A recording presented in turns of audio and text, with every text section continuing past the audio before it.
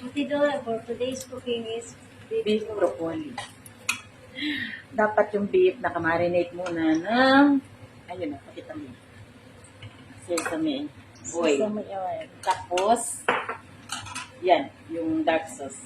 Dark Yung mga Chinese. sauce for Chinese. Tapos, mga, bigyan ko na kaya ito lahat. Tapos, konting flour kami. Saka black pepper. Saka yung, mo. Lagyan natin ng dried mushroom para masarap. Sana yung dried mushroom na din. Ang dried mushroom. Para masarap. Malasa. Tapos yung broccoli mo, kailangan ipakulo mo na yan para hindi siya malamog dito sa kulo mo ng may oil sa asin na. Saka may halo dito. Ito, okay na siya. So, lagyan mo na yung broccoli.